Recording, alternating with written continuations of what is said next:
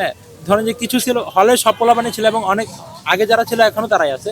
এদের মধ্যে আবার যারা পদধারী ছিল না, হার্ডকোর ছাত্রলীগ ছিল, ওরা খুবই বিপজ্জনক আর কি। তারা পদ কিভাবে পাইতো হলগুলোতে, এটা সবাই জানে আর কি। ভাইদের পেছনে ঘোরা, লম্বা সময় ধরে তার পড়ালেখা বাদ দেওয়া, পেছন পেছন করে থাকা, প্রোগ্রামাদি করা, মানে তেল টেল মারা, এরকম তো ছিল মানে রেগুলার অ্যাক্টিভিজম।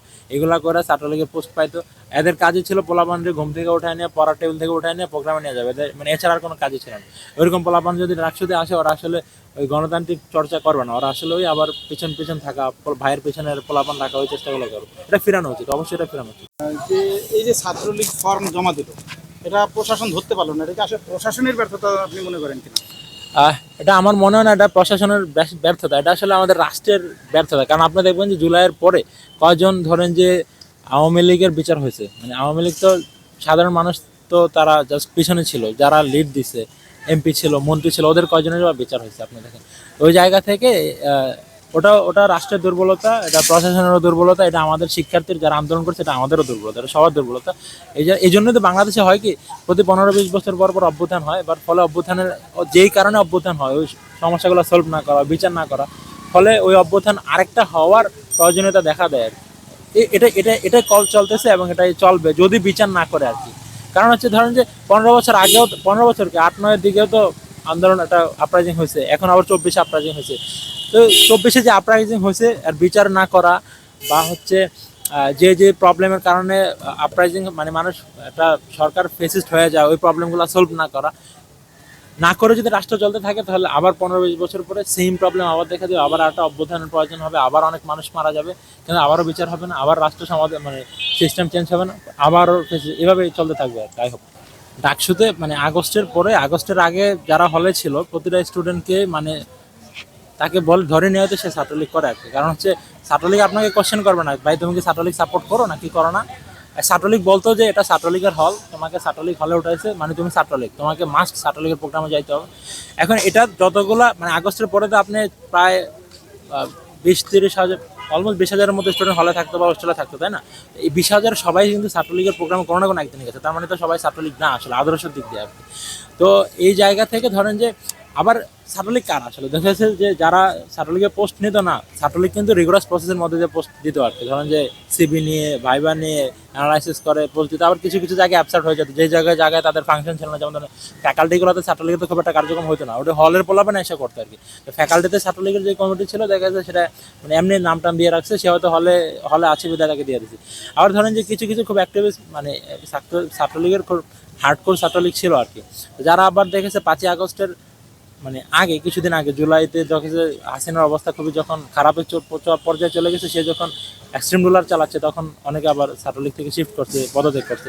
এটা হচ্ছে। আর বাংলাদেশে আপনি সোশ্যাল সিস্টেম এরকম দেখবেন যে একই পরিবারের হয়তো কেউ ছাত্রলীগ করে, মানে কেউ আওয়ামী লীগ করে, কেউ বিএনপি করে, আবার কেউ জামাত করে, এই জিনিসটা আপনি দেখতে পারেন। তো মানে ওই জায়গাতে ছাত্রলীগের পদধারে মানে এক্সট্রিম ছাত্রলীগ ছিল, হার্ডকোর ছাত্রলীগ ছিল, এইরকম কেউ যদি ডাকসু থেকে মনোনয়ন নেয় এবং সে প্রার্থিতা হয়, এটা আসলে মানে জুলাইয়ের জন্য খুবই হুমকি আর কি। যারা জুলাই আন্দোলন করছে তাদের জন্য খুবই হুমকি। এটা আসলে এটা এদেরকে ফিরানো উচিত এখান থেকে।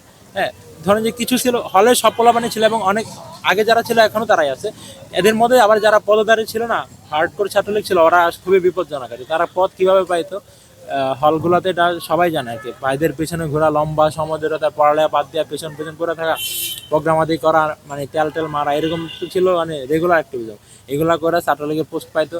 এদের কাজই ছিল পোলাপানরে ঘুম থেকে উঠায় নিয়ে, পড়ার টেবিল থেকে উঠায় নিয়ে প্রোগ্রামে নিয়ে যাবে, এদের মানে এছাড়া আর কোনো কাজই ছিল না। ওইরকম পোলাপান যদি রাকসুতে আসে, ওরা আসলে ওই গণতান্ত্রিক চর্চা করবে না, ওরা আসলে ওই আবার পিছন পিছন থাকা, ভাইয়ের পেছনের পোলাপান রাখা, ওই চেষ্টাগুলো করবে। এটা ফিরানো উচিত, অবশ্যই এটা ফিরানো উচিত। মানে সবারই মোটামুটি সমর্থিত, মানে কারণ কারো ব্যানারে দেয় নাই, বাট সমর্থন দিয়ে দিছে। তো ওটা দেখলেই বোঝা যায় যে ওটা হচ্ছে শিবিরের প্যানেল, ওটা হচ্ছে ছাত্র দলের প্যানেল, ওটা হচ্ছে বাম জোটের প্যানেল, স্বাভাবিক বোঝাই যাইতেছে। এখন ব্যানার না দেওয়ার কারণ হচ্ছে যে স্টুডেন্টরা চাচ্ছে যে ব্যানার দিয়ে কোনো রাজনীতি না হোক। তবে যেহেতু বোঝাই যায় যে মানে কাউকে হাইড করার কোনো ওয়ে নাই যে এটা আসলে কাদের প্যানেল, প্যানেল বোঝাই যাইতেছে। এখন প্যানেল গঠন হইতেছে, মনে হচ্ছে যে সব প্যানেলগুলাই তো দিল, মনে হচ্ছে যে ছাত্র দল আর শিবিরের মধ্যে একটা ভালো ফাইট হইতে পারে আর কি। তাদের দুইজনের প্যানেলের স্ট্রাকচার ওরকমভাবে, শিবিরও খুব ভালোভাবে তার প্যানেল সাজাইছে, সেখানে নারীদেরকে ইনক্লুড করছে, নারীদের নিয়ে আসছে, ইন্ডিজিনাস পিপলদেরকে নিয়ে, হ্যাঁ, ওই যে উপজাতিদের থেকে লোক নিয়ে আসছে, এটা এটা খুবই ভালো ডাইনামিক, একটা ডাইভার্সিফাইড, আই হোপ ডাইভার্সিফাইড একটা কি হয়েছে, প্যানেল হয়েছে। বাম দলের এক ক্যান্ডিডেট তিনি মানে সরাসরি অভিযোগ করলেন যে ছাত্র শিবির বা ইসলামী ঘরানার কারো যদি নির্বাচিত হয় এই ক্যাম্পাসে তারা মৌলবাদ কায়েম করবে। আসলে এইটা কত দূর মানে 9/11-এর পর থেকে প্রচুর হয় আর কি। এখন ছাত্র শিবির ক্যাম্পাসে গত 1 বছর যে যে কাজ করছে, বা ইসলামিক সংগঠন বলেন, ছাত্র আন্দোলন হিসেবে ওরা যে কাজ করছে, ওই কাজের অনুযায়ী মনে হয় না যে ওরা আসলে মৌলবাদ বলতে আসলে কি জিনিস, সন্ত্রাসী। ওপেন মাইন্ডেড মৌলবাদ মানেই যে পাঞ্জাবি পায়জামা দাড়ি টুপি এটা না, বোরকা এরকম এটা না। মৌলবাদ মানে হচ্ছে যে ধরেন যে কোনো এক্সট্রিমিস্ট যে কোনো হতে পারে, এটা মানে যে কোনো কমিউনিটি এক্সট্রিমিজম চালাইতে পারে। তার মানে এখানে যে মৌলবাদ বলতে যে ইসলামিক সংগঠন চলে আসলে হবে এরকম না, এটা যে কেউ আসলে হতে পারে। বাট ক্যাম্পাসে যে পরিস্থিতি বা যারা ক্যাম্পাসে ছাত্র রাজনীতি করে বা সংগঠন রাজনীতি করে, সবারই অ্যাপ্রোচ অনুযায়ী মনে হয় না যে ইসলামের দল যদি কেউ আসে তাহলে মানে মৌলবাদ হবে বা কি বলে এটাকে ফান্ডামেন্টালিজম ছড়াই পড়বে, এরকম কিছু মনে হচ্ছে না আর কি। গতকালকে বোধহয় তারেক জিয়া এরকম একটা পোস্টে বলছিল আর কি। আমার মনে হয় না এটা ক্যাম্পাসে হবে আর কি, যেহেতু ছাত্ররা 5ই আগস্টের পরে মারাত্মক সচেতন, মারাত্মক। আগে এই সচেতনতা ছিল না। ওই সচেতনতার মাঝে তারা হাসিনার মতো ফেসিজমকে মানে হটাই বলছে ওই জায়গায়, আবার মৌলবাদ রাইজ করবে, এটা মানে আনএক্সপেক্টেড।